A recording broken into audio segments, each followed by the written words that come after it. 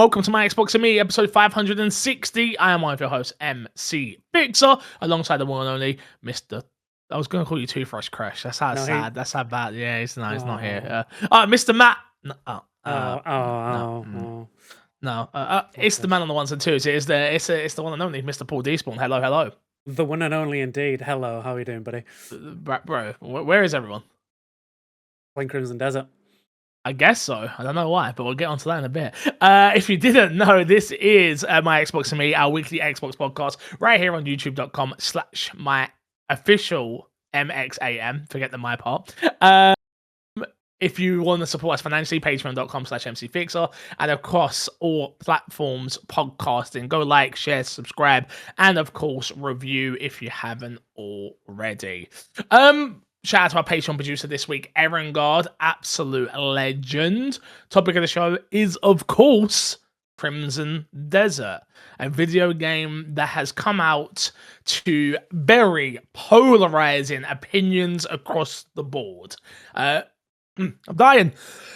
They're coming for me. They heard me. They know what I think. Well, I don't, so I would like to hear what you think.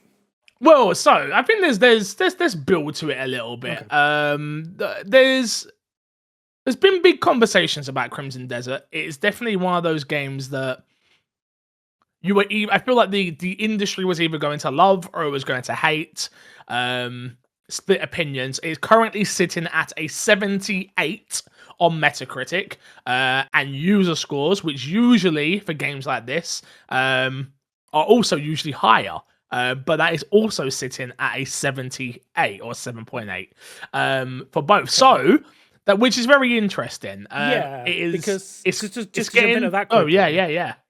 So a lot of the takes I've been seeing online is that the industry, like people out there that are reviewing this game and stuff, don't understand what this game is, and like that's why they're giving it so low scores and stuff. But to hear that it's actually like landing exactly where the general consumers are feeling it is as well.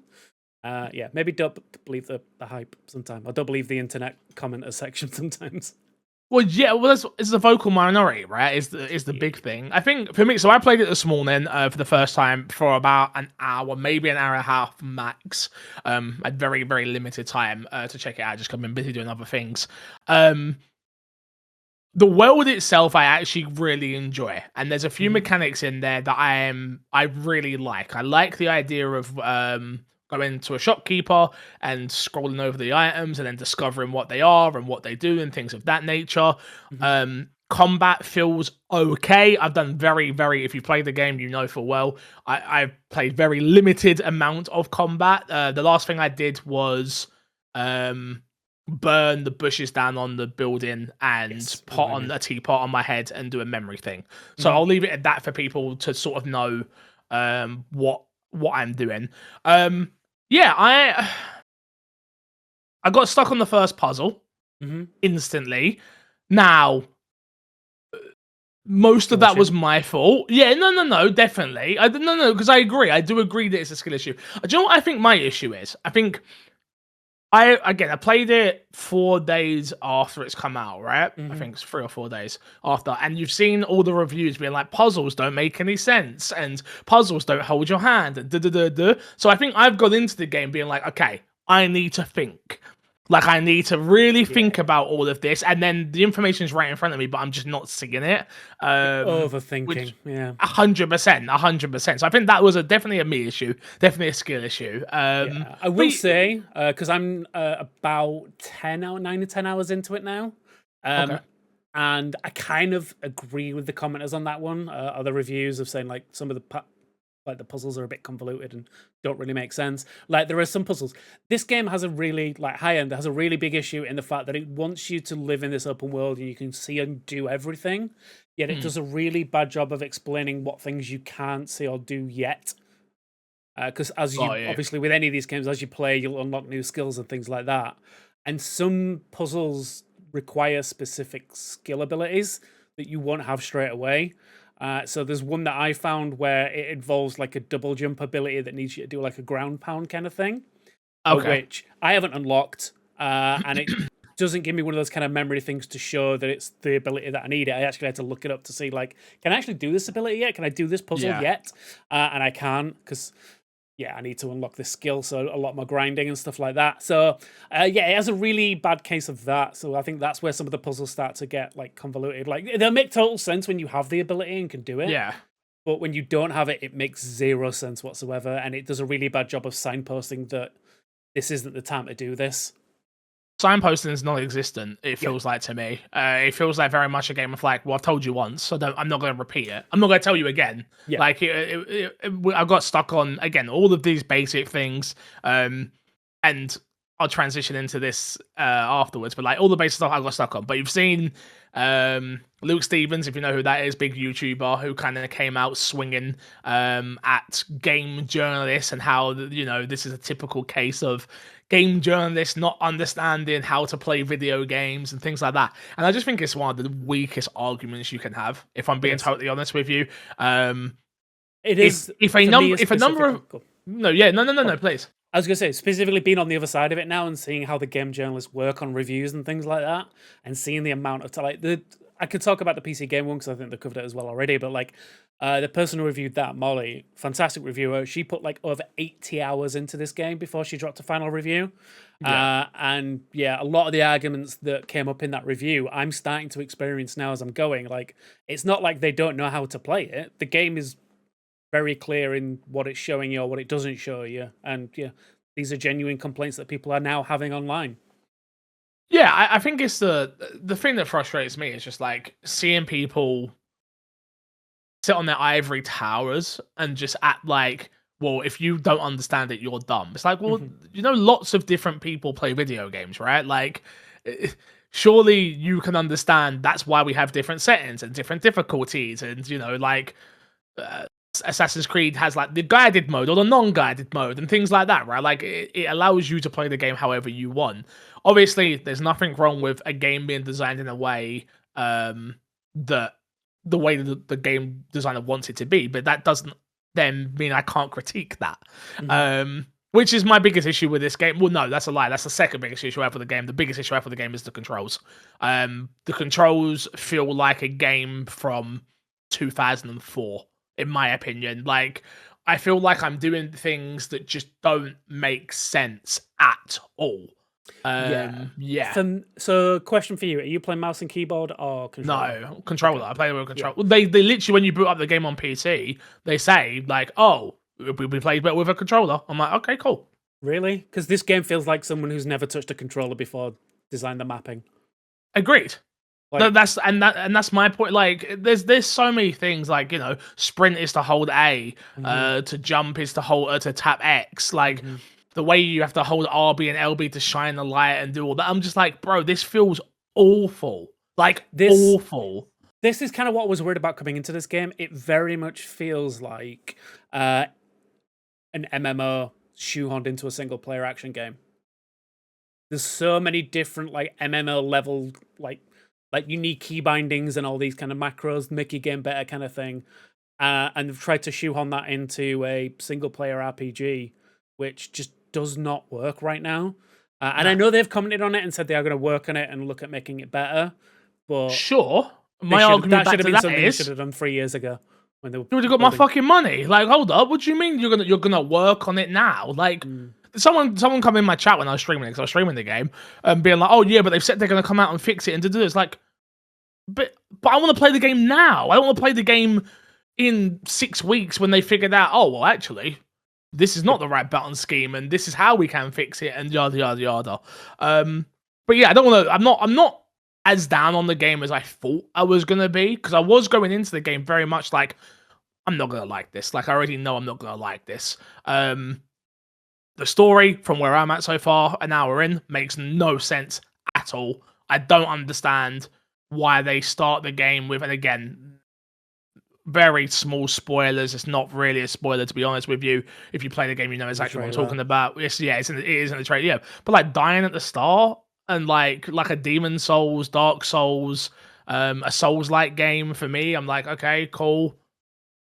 It's an interesting take, like, because it's very much like, so you are like this chosen one who is picked by this weird ability, and then this old dude, who knows, whatever, like something chooses you that then brings you back to life, and then and now you're just like, yeah, it's weird. But you're just like, it does a bad job of explaining that. Anyway. Oh, cool! I'm alive. Like the guys, he hasn't like, at least from what I'm only an hour in, but it's like he hasn't even been like, what happened to me? Like, there's nothing. Like it's like, I don't know, man. I'm not expecting anything from this narrative at all. Again, like I say, a bit further ahead of you. I wouldn't get your hopes up right now. Yeah, and I'm trying to. So let's get the negatives out of the way from me as well. I don't want to rag at it too much because there are some genuine positive things about this game. This game has a terrible story right now for where I'm at. Like, again, like 10 hours in, and I'm like you. Like, I feel like I don't even know if the story is terrible, but the characterization of it is awful. Like, this dude is drier than month-old toast. In regards to the main character, Cliff, he walks around like he doesn't have a care in the world, or he could have a care in the world. I don't know. He plays it so dryly, and again, I think that's the case of it being. So the studio is obviously known for MMOs, in so much as they did Black Desert Online and things like that, which don't really have that big. Like, they don't really have that much of a focus on story. It's more about the questing and everything else and the gameplay. And I feel like that is something that they've missed out in trying to make a single-player story. It's the story element of it. I feel like it's so disjointed. My second issue is, again, I mentioned it a bit earlier ago, like how some puzzles aren't solvable yet. They give you an open world, which is, again, that's one of my greatest parts about this game, is the open world is gorgeous. It's so wild and varied, and there's so much different things to do in it. But it feels so disjointed in regards to like the abilities that you get, and like none of it feels like it's like a good open world kind of leads you into it slowly and then lets you like experience it all. This one literally goes, here's the open world. Your main mission's over there. No matter what else you do though. Like go and do whatever you want. And it does such a bad job of like, I don't need to be like handheld. Like I've been playing open world games for decades, but you know when a game is like designed well because it holds you through like an area and then kind of leads you off to give you the abilities and the skills to do what you want.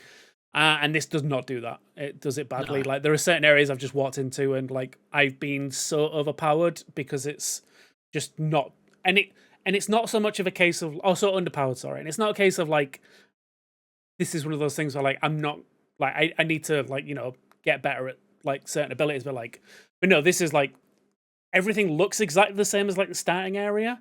But, like, the enemies are, like, infinitely more powerful. And they're doing abilities that it doesn't tell you that they will do. Like, there are certain unblockable abilities that some enemies will do. It never gives you that moment of, like, this is what an unblockable ability looks like. So you know to dodge. It doesn't even put a focus on dodging. It's just, it's so, like, badly designed in those elements, but I still love it.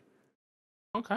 I'm still having so much fun exploring the world, and when I come to an area where I'm like, I'm not supposed to be here right now, let me go do something else, and there's like a million other things I can do. Like I got stuck in a loop of doing bounties, of just like chasing down bad guys. There's a little kind of like jail thing where like the post, like as you're wandering around, you'll find like little wanted posters. I just got one. Yeah, I literally got one. Yeah, I'll just be doing them. I'll just be looking for those and like finding them. And there'll be certain ones which are like low level ones which you just run up and tackle them. And then there's other ones where they're in an encampment and you've got to like take out the camp and like take out this bad guy. Like I'm really enjoying that. And it's like, again, it's a thing where like I don't have to do the main story. I could just go walk off and do that. But then on the flip side, I have moments where I'm trying to figure out fishing, and I'm like, the fishing mechanic makes no sense to me. I'm like, I don't know if I need to like learn it or something. I will say, talking to learning, I do like how you learn abilities. Like, I think that's a very clever way in this game. I don't know if you've come across it yet. I haven't got there yet, no. So you learn them in a variety of different ways. You can learn it through reading a book. So like certain like recipes and things like that, you'll learn from reading a book, or like you'll get an ability. Like I got the ability to sow seeds by watching somebody farm. Oh, cool. So Oh, I that's just cool. learned That it is from really cool. Yeah, and then you get similar things with fighting abilities. Like if you come across an enemy that has a unique ability, just watching them a few times. Like it's in the trailer. There's a moment where you fight a guy, like a knight, who does like this double jump kick at you, and you learn that ability from fighting him, which is Huh. really cool. Yeah, so I like that, but like it's so rough. It's like Oh an yeah. unplay tested game. Like That's my thing. I'm very much of like, did nobody QA? Did nobody beta test? Did nobody like? Nobody was in the room and went, yo, why is this control play like this? Like, yeah. why do we not get the why is X, Y, and Z not matching up with A, B, and C? Like, it feels very much like a game made in a vacuum, and then they've won people over with great marketing, which they've had, and then being like, hey, you can do this. It feels like a game that I would make with no skill. Like, this doesn't mean that the game doesn't take skill to make. Let's stand with me for a second. But it's like, I'm at a whiteboard and I'm like, okay, what do I want in my video game? I want this. Make it happen. And then someone's going, oh, we can do it. It won't be good, but we could do it. But someone we can didn't say no. exactly. Yeah, someone didn't say no somewhere, and they should have said no to a couple of things. But like I say, like with all of the issues and jank that I've been having with this game, I'm having so much fun just exploring the world, and it does these things of like it's the perfect game for like me, like like my MMO pilled kind of like I just love going off and exploring and doing quests and things like that. It's the Zelda-ness of it all, of being like, I see that thing over there, it's on fire. I want to go see why it's on fire. And then I come across I'm going to save somebody from a burning building. Or the one that I actually got was, I came across somebody who looked like their house was on fire. It turns out they just blocked the chimney, so I had to climb up on the roof and clean the chimney for them. Clean the chimney, I did that. But it's like, bro, but why am I doing this? Like, yeah, but it's to me, it was silly like little things, but it's like, I like that because it's just like, okay. It's world building, because not everything is a serious, like, important quest. It's just like, oh, come across somebody whose house needs a clean. And because of cleaning that house, which I kind of like how the systems work in the game. And because I cleaned that house, they gave me a new outfit, which then let me use that outfit to get into a restricted area. Oh, okay, that's cool. Yeah, so it's again super early, but there's a castle where they won't let you in dressed as you are when you start. Oh, okay. So I got that outfit, I changed into it, and I just walking around. Then I walked back to that castle to see if I could figure out a way. And they're like, "No, you look good now. You look good. Come on in." Oh, okay, cool. And then I realized like there are multiple ways to get an outfit that will let you in there. Like there is a store that you can buy stuff, like you get them from certain enemies and things like that. And I love the way that they kind of like. They use the mechanics of the world to make it feel more alive. I think that's what is kind of keeping me invested right now. Is like I can see for all the jank because I can see the vision, and the vision of what they got there is still really cool. Like, and again, I came across my first boss fight, like one of my major ones, and it took a different spin on it. Like that feels more like a Souls-like in like. That's what I'm worried about. That's what I've heard, that it feels very Souls-like, very brutal. So the fight was brutal. I think I died like 3 or 4 times in it.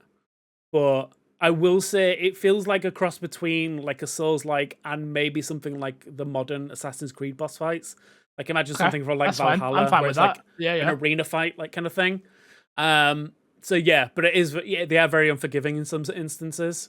And again, like I say, I've had instances where I've just strolled into an enemy camp and just got absolutely destroyed because they've got undodgeable attacks. And I'm like, oh, okay, cool. This is nice. I guess I'll go a different way. Yeah, I definitely... One thing I will say, not seen a mech yet. Tons of mechs in the trailers. That'll be at the end, right? Surely that'll be endgame stuff, I imagine. Ah, man, I want a mech. I want to fight a dragon. One thing I will say is though, I might sound quite negative on the game right now. I'm talking about something that I played for, like I say, an hour. Like I'm so early on, and my chat was saying, "Oh, will you play it again?" I'm like, "Yes, I will." 100. There's enough there, but I want to play it again, and I want to explore this world more and learn more about it. It's just the controls that are just so infuriating. That I'm just very frustrating. How many times have you fired an arrow instead of grabbing something with your ability? 20, 30? Like, I've wasted so many arrows. Luckily, you get them everywhere. Again, yeah. But again, it's one of those things that feels very unnatural. Like again, it's a weird mechanic to I'm doing that and then holding my bow in and then pushing Y, so I punch like the air just to save the arrow half the time. Like I accidentally. So this is how bad the controls are. I managed to sneak into a building in the center of a town to steal some stuff, and then I jumped out of the window, pressed the wrong button to break my fall, ended up fully punching the ground and scaring everyone. Yep. Tried to get out of that by running away, ended up pressing the wrong button and just jumped where I was into a crouch to then punch the ground again for like 12 guards to come and attack me and tackle me to go to the ground. And I'm like, what just happened?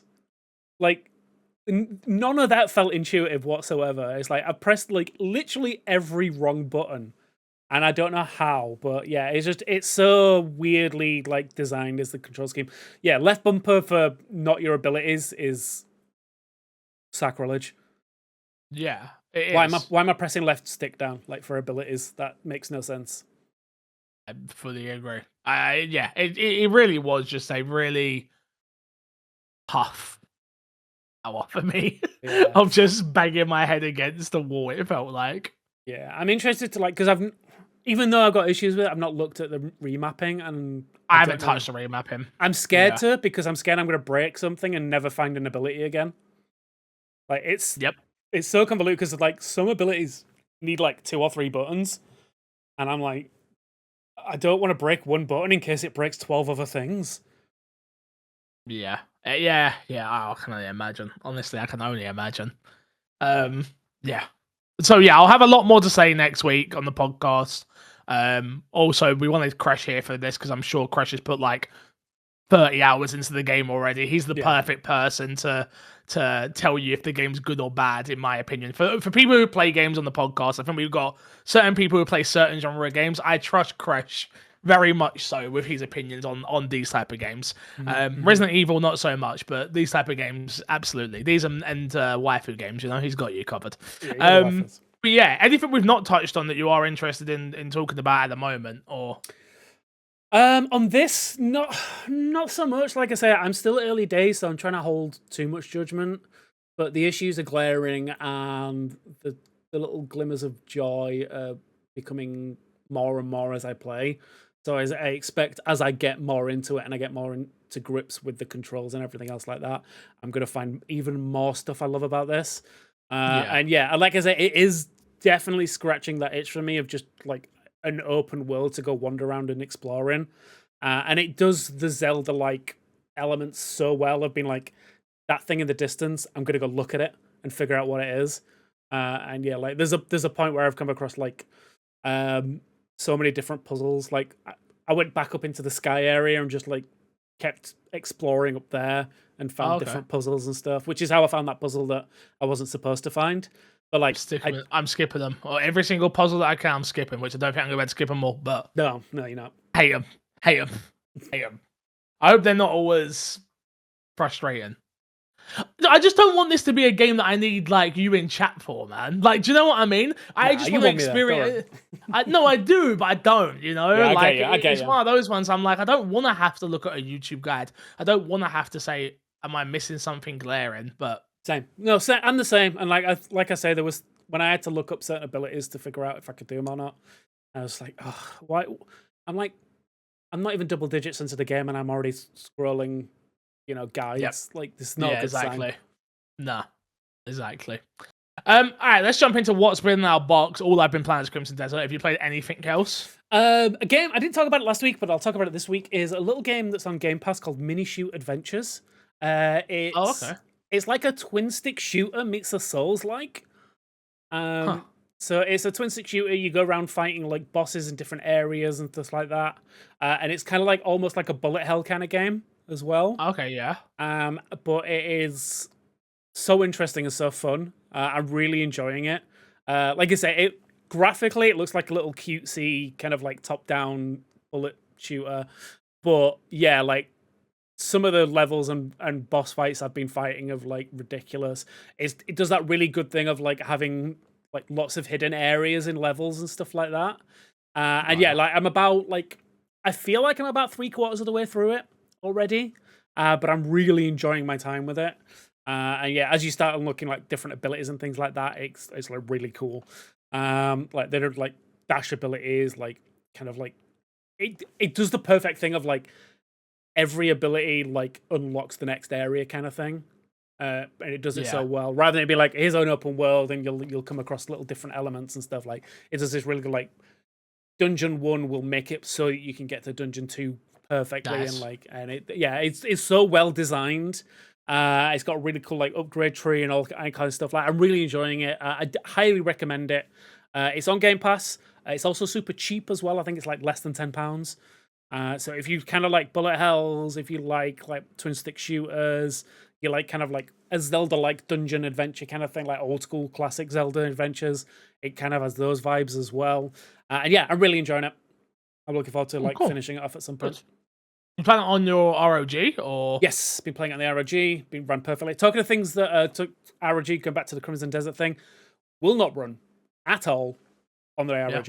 Yeah. And you got an X. I've got the X. It crashes like consistently within like 30 seconds of loading into the game. Yeah, not good.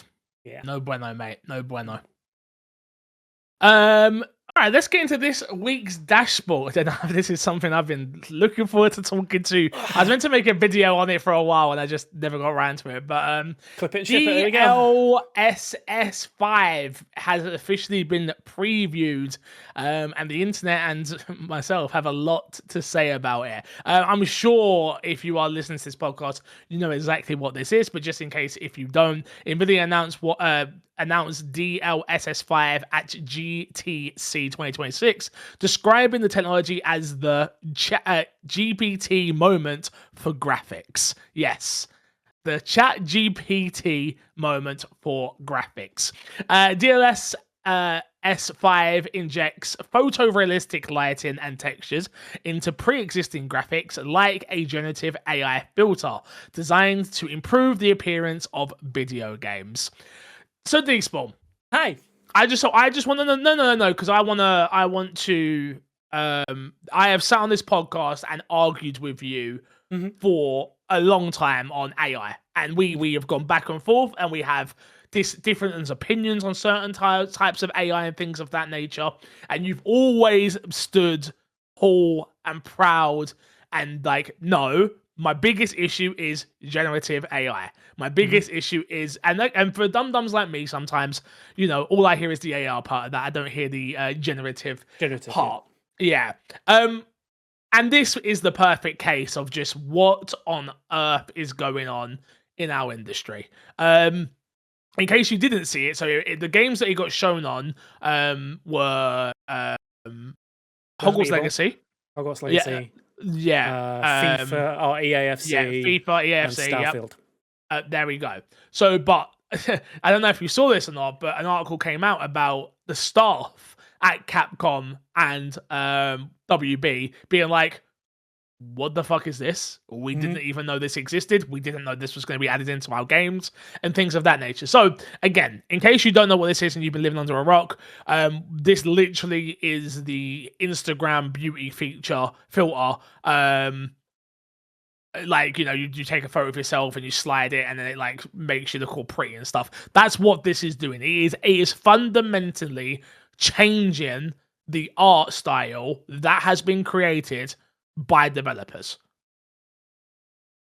No if, buts, or maybe. They are fundamentally changing the way a video game looks. I hate it. I hate it. I'll push back on that slightly because apparently the information that I've been reading up a lot of this because I wanted to have an informed opinion. It is using data that's already there. Sure. It's just kind of like, you know, like you say, it's just beautifying existing data. Like it's a lighting and texture improvement kind of thing. But it's fundamentally changing what a character looks like. Yeah. It's I can't sit here and give like a reasoned response. Like I will say, right, so the things it's doing to faces is fundamentally Awful. bullshit. It's awful. Yes. It's terrible. It is changing like characters, the way they look at a fundamental level. What it's doing to background art and stuff, like I kind of vibe with it. Like one of the another one of the games that we didn't talk on was they also did it for the Oblivion remaster as well. Yeah. But that was like the worst case and best case scenario in one game. What it did to character models in Oblivion should be studied on how not to show a game off or show a technology off. Like what it did to elves, like is going to haunt my nightmares for like years to come. What it did to the world was gorgeous. Like oh yeah, genuinely, like the way that it brought out textures and like in some of the like the walls and courtyards and things like that and windows and stuff. I think it did a fantastic job of that.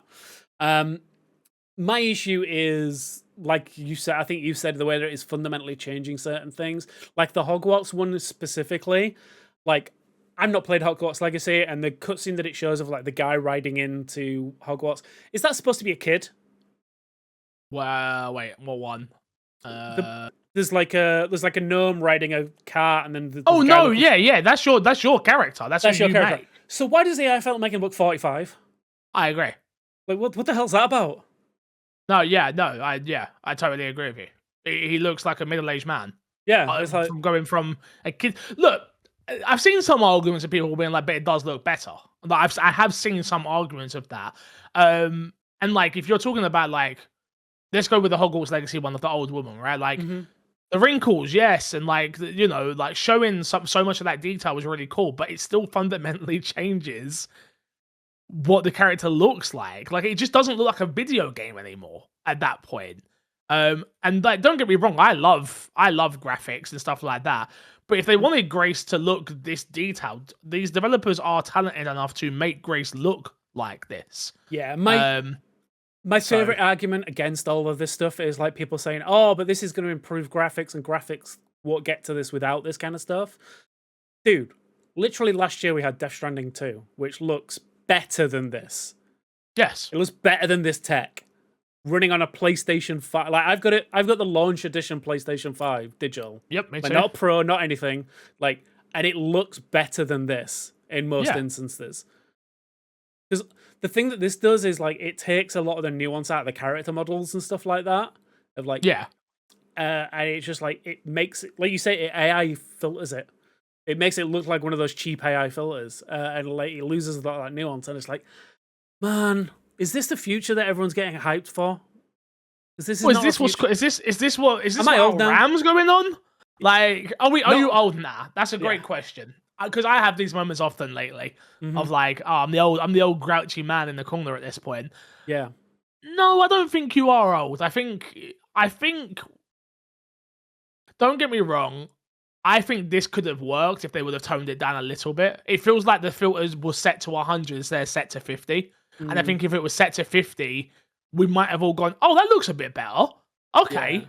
Yeah. But they've gone full 100 on the slider and gone, okay, we're just fundamentally, like I say, like if you like, it's mad. Like, I think the Starfield one's is a very interesting one because again, that's a game that I didn't really care too much about, but I look at it, I'm like, oh, that doesn't look that bad. So it will come down to like a character to character basis as well and things like that. It depends on how this will work. Exactly. Yeah, the thing that gets me is like the argument right now is like it is a like obviously it's a use by use basis, but Nvidia have shown in the past that they don't care about giving like the creators that ability to decide because they've released their own filters in the past for things. Not AI stuff like this, but in the past they've done like in part of the Nvidia app, like the GeForce Experience, they've done filters that you can add to your games to make it look different. And it's just like, I don't know, obviously the argument again is like, we've got the modding community that also does similar things and they change that. But this is weird. Is just like the best, the most diplomatic way I can say this is such a weird thing. And right now, this is not viable in any way. Because I don't know if you've looked into the tech behind it and how they were showing this off. To run this, it took two 5090s and a PC. Oh, Jesus Christ. Yeah. 25090s. Yeah. hmm I ain't got 15090, let alone Yeah. two. And I mean, granted, obviously, like as they work on it and Of expand it, course. they'll be able to streamline it and make it better. But like, yeah, man, like what RAM and hardware, like hardware's hard enough to come by, and you want us to get to a point where we're all having to buy 5090s to run this kind of Yeah. tech.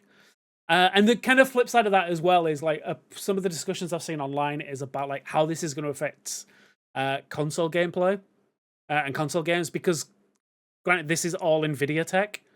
Yeah. No consoles using Nvidia tech. It's all AMD. Nope.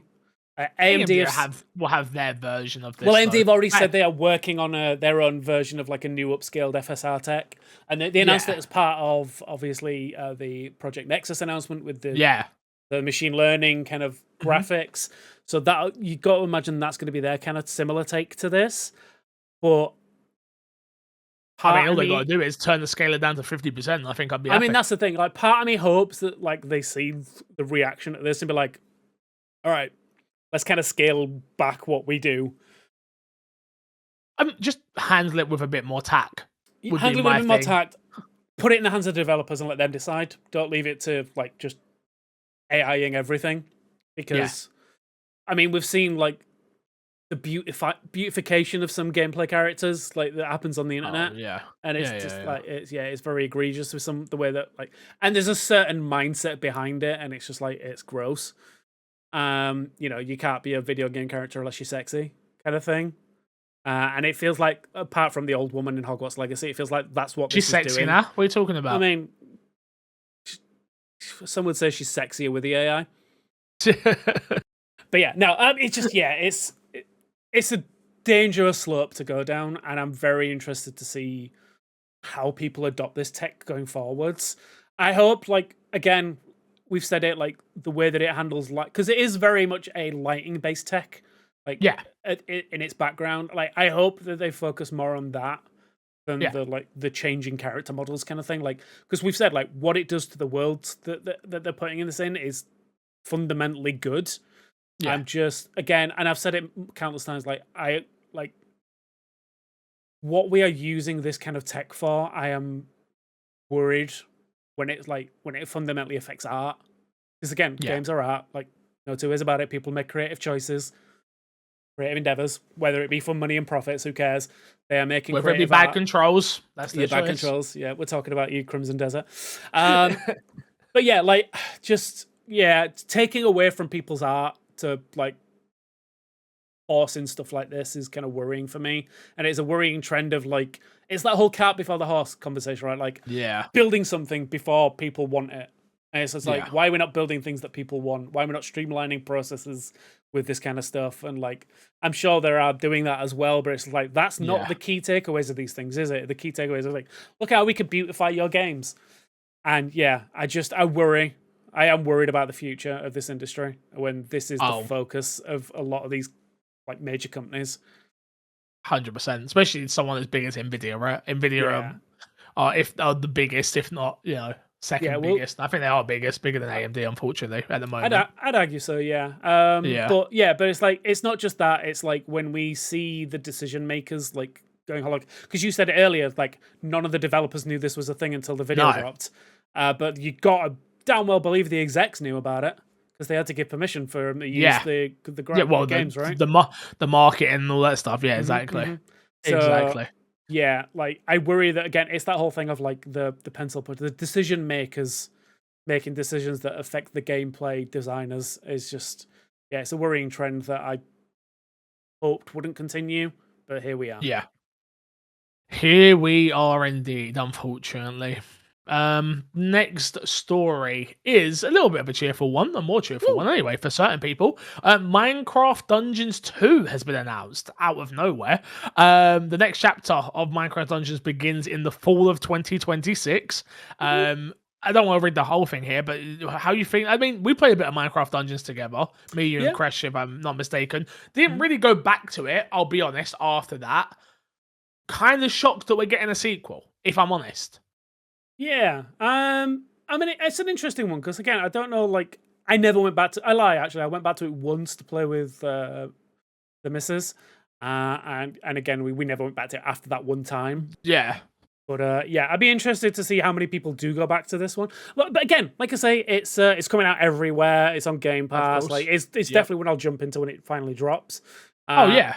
And again, here's the big thing: it's like it's another game coming to Game Pass. Like when we didn't expect to come, like I was interested to see where this year would lead for Xbox games. It's like we're getting nice little announcements. Maybe we'll see more things like this of just like little kind of like shadow dropped announcements of just like, here's a new this, here's a new that. Maybe we get State of Play on a random Wednesday.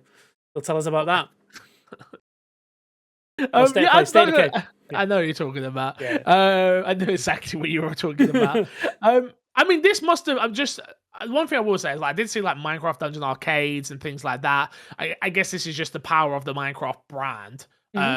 Being like, okay, well, we need to release something again. We've done Legends, obviously we've done Dungeons. Dungeons done pretty well. Why don't we just do that again?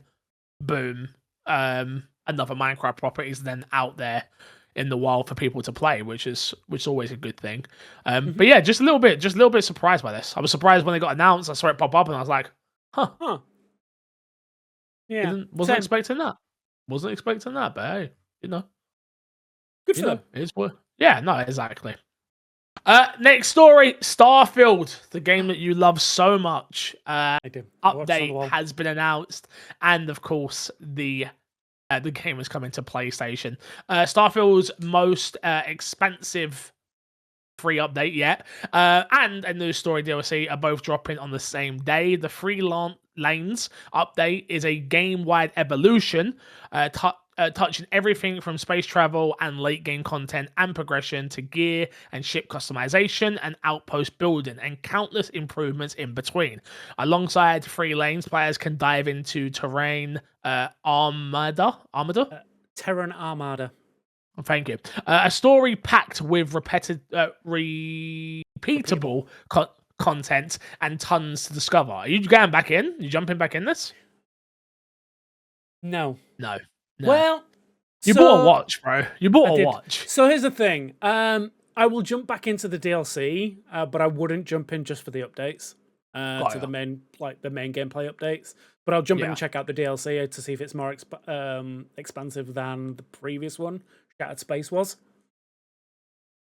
Because I think it's part of the deluxe edition I bought anyway, so I'll get it as part of that year one pass. But yeah. It's coming to PlayStation April 7th as well, where they'll get all of this. Yeah, I mean, I'm happy for PlayStation players if they're interested in the game, obviously. Good for them. Go and enjoy it. Yeah, I don't know. Do you think it sells well on PlayStation? It's a big Bethesda game that didn't release there. I think it'll... So here's the thing. I don't want to say yes or no because I'm probably going to be wrong either way. Because this game, who knows, is my answer. Like, I genuinely don't know because I didn't expect like Horizon 5 to do well on PlayStation when it dropped because it's the world of Gran Turismo. Like, why would you want to buy a competing one? And then it sells 10 million copies. This could quite easily do the same or just launch to nothingness. Yeah. Who knows? Yeah, I don't know. I feel like there's a big fandom for Bethesda still. And there'll be people who are only on the PlayStation who are like, well, I'll get it eventually when it comes. But like how PlayStation, where Xbox players who have PCs are sort of like, oh, I'll get it when it comes eventually, which it's a whole different kettle of fish at the moment because the rumors out there right now is that PlayStation are making their own app. And stuff. The rumor is that they're making their own app for PC, so that way they don't have to give up a revenue share with it. Which I don't. And apparently it's going to launch not day one, but Wolverine will be the big game they push the platform with. So okay, that's interesting. And I'm assuming that they will make it so you can't install that app unless it's a supported hardware. Which means, what do you mean? Yeah, it'd be PC. I don't think it'll come to Xbox if that's what you're saying. Yeah, I don't think it'll be on Project Helix. Or it'll be on the Steam machine, maybe. I think it'll be on the Steam machine because actually, who knows? No, I don't think it'll be on the Steam machine. I think you could potentially see it on the ROG. Because that's just a Windows machine, yeah. Yeah, I think you could see it on there, but maybe I'm wrong. The argument would be if the Helix, whenever that drops, is just a straight up PC using the. Yeah. Who We'll knows? see. But again, but maybe PlayStation are looking at it this way of like, well, at least if they buy the games off our app and we're not giving up a revenue to Xbox, so still we're getting 100% of that still. Yeah. So it's a win-win kind of thing for them, even on Helix. Mm-hmm. So maybe if it happens again, it's all rumors and hyperbole at the moment. So we'll see if that happens at all. One thing that has happened though is Saudi Arabia have put funds now into my beloved Capcom. They now own 10% of it.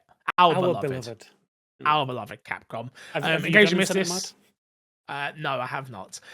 In case you missed this, Saudi Arabia now owns 10% of Capcom after the Saudi Crown Prince Mohammed bin Salam's electronic gaming development company, EGDC, acquired a 5% stake. So it looks like this is going to give them. Do we know the exact numbers? I mean, is it the 26.78 million shares in Capcom, which is around 10%, which is very, very, very interesting. So they've just bought 26.78 million shares for 5% of the company, which now takes their total up to 10. Up to 10. Yeah. So they already had 5%, and now they bought another 5. This is following on the back of the fact that Mohammed I'm going to get his name right. Apologies. Mohammed bin Salman's previously bought acquisitions in Take-Two, EA, Activision Blizzard, and a subsidiary of this is also pretty much completely owns SNK, who do the fighting games. So they've been doing a lot of buying in the video game space. How do you feel about it?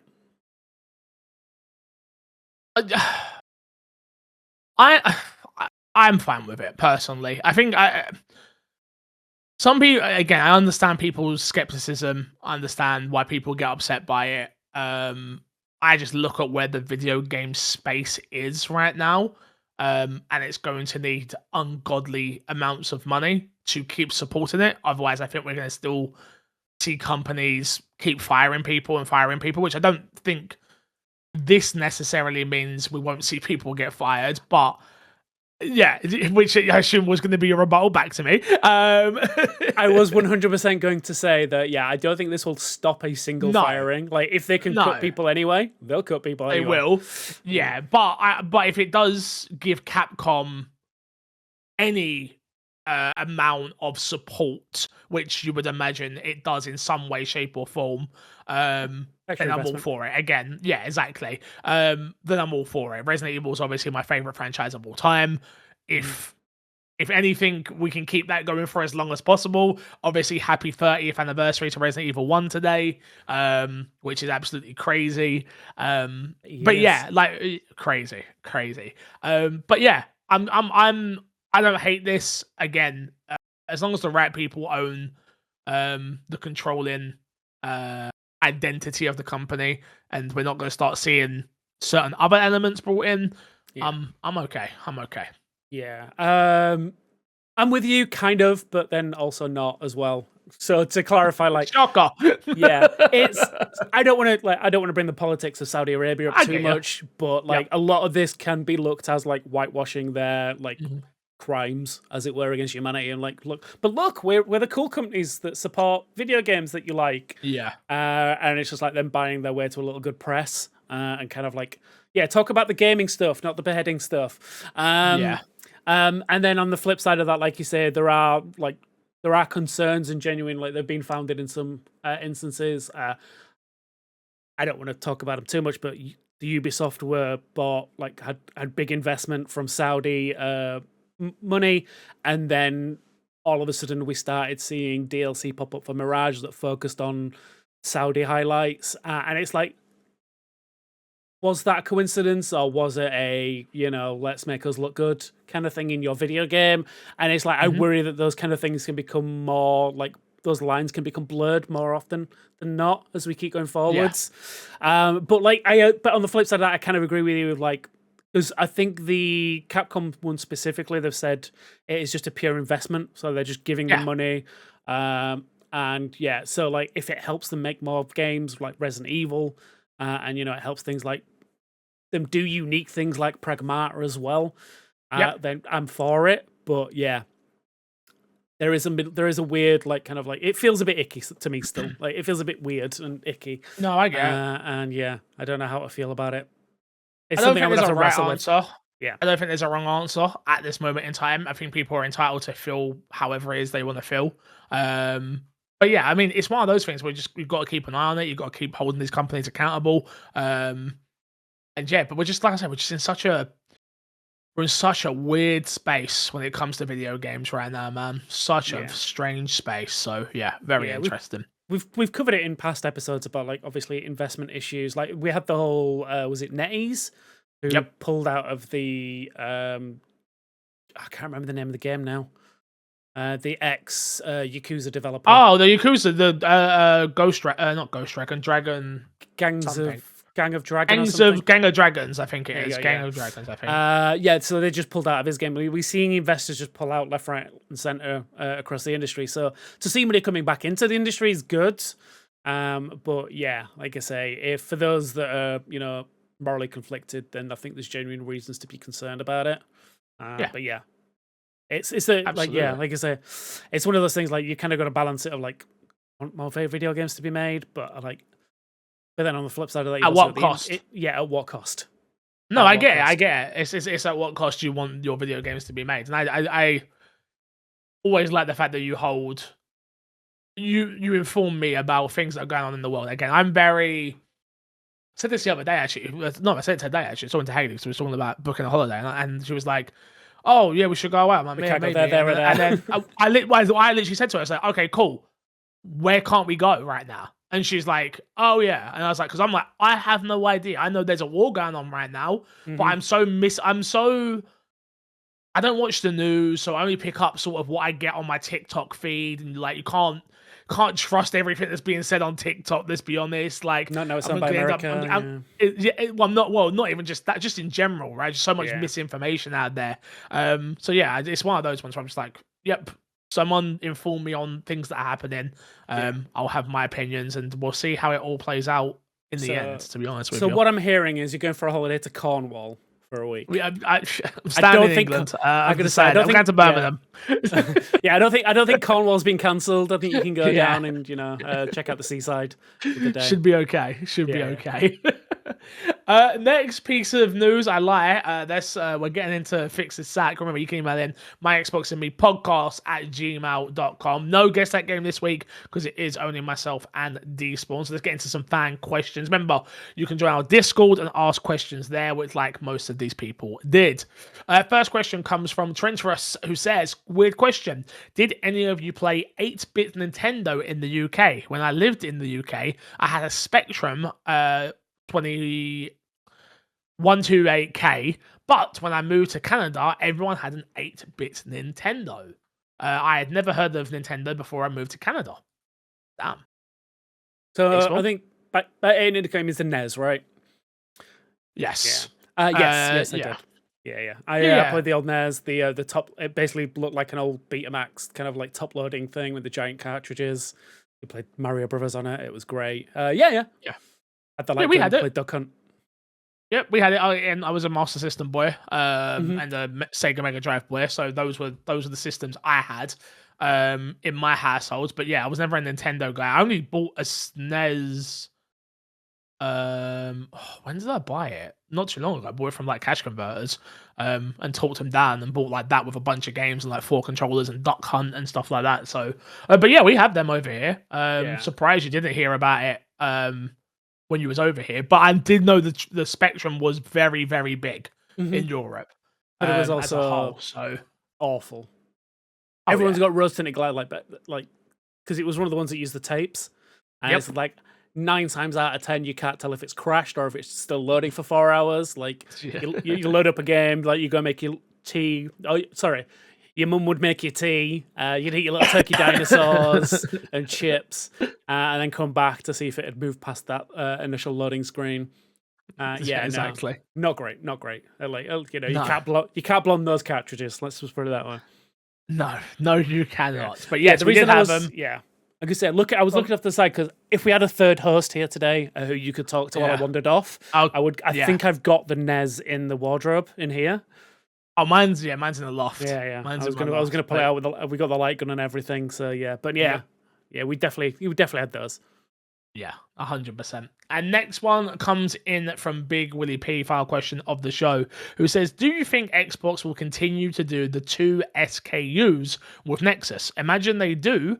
What does the budget version look like in comparison? So there's 2 different questions, right? So do you think they will continue to do the 2 SKUs?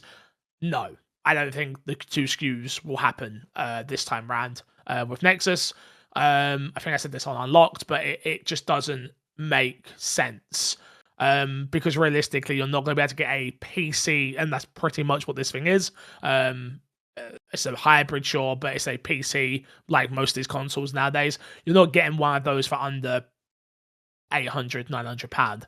Like, I just don't see them being able to build it for that unless it's at a huge loss, which I don't think Microsoft are in the market anymore on taking huge losses on hardware. I see them taking losses on hardware, just not huge losses on hardware.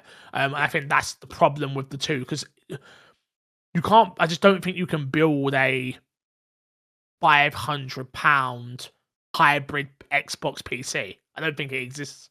And I just don't, unless we can have the argument, I guess, of like one of them will be hybrid, one of them will only be console, and even then, I think it's going to be so severely underpowered that it's just a waste of time. Yeah, I mean, I could argue that Xbox would want to do it because they saw so much success with the S in the markets that it launched. I think it sold well compared to the X, but I think, like, for the reasons you said there, I think the lowest level of power that this would have to be competitive would not be worth it to make it. No. And yeah, like I say, if they are looking to be that all-in-one hybrid machine that you just stick under your TV or behind it or whatever, then yeah, it's going to have to come in at, like, even at a conservative, like, them going aggressive on pricing would be like 800, 900 pounds to do what they want it to do.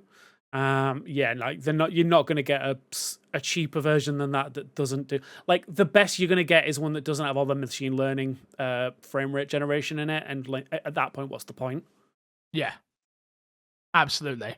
And then the second question was, imagine they do, what does the budget version look like in comparison? Terrible. Like Despawn just said, it's a fully stripped back device that you're looking over at your friend being like, how comes you got the nice one? Bit like me with my ROG. Like, you just, no, I just don't think it will be worth it. I think they'll strip away everything that what they're trying to build with this next Xbox, taking it back to its roots and all of that stuff. I just don't think they can do it. No, I think, like right now they've got a budget version that they can kind of like work with, in so much as like the ROG Ally, they could do a next gen version of that, and that could be your budget entry, because you're used to seeing smaller graphics on that. You like, the ROG Ally X2 or whatever they call it is like, it's still going to be like a 900p screen, so they don't have to push too much out of it. It can focus on less on like intensive 4K graphics, and they can kind of cut corners around that. You don't do that with a TV, like something that's going to be hooked up to TV anymore. Like, they want like, we had this entire generation that we've just had has been the promise of 4K 60 that we never actually hit. We never got. We never got, like, on the boxes, like, I'm pretty sure it still says on the box, like, 4K 120. Well, my PlayStation 5 box says 8K. Yeah, 8K 120. And it's just like, that was the promise that, and like, I think going forwards, like, if it doesn't, realistically, even with like frame gen stuff, like if it is a 4K 60 in the next gen, then it's a complete, I don't think it's a complete miss and a failure, but like that should be the standard right going into this next gen. And I don't think anything cut down that goes under your TV is going to be able to do that. Yeah. No. Yeah. I agree with you. Unfortunately, we haven't got there. The promise of these powerful machines have not got where we want, but it is what it is. Let's plug, get the hell out of here, Despawn. We got to plug this week. The official MXAM YouTube channel. Come say nice things in the comments. Or nasty things, just say things in the comments. If you say nasty things, we'll block you. We do respond to the nasty things and the nice things, but Kresh will be in there fighting usually on the nasty things. So So yeah, don't say nasty things. No. Be nice, My plug is to Attack America this week. We have been sat for 5 months with no new podcast reviews.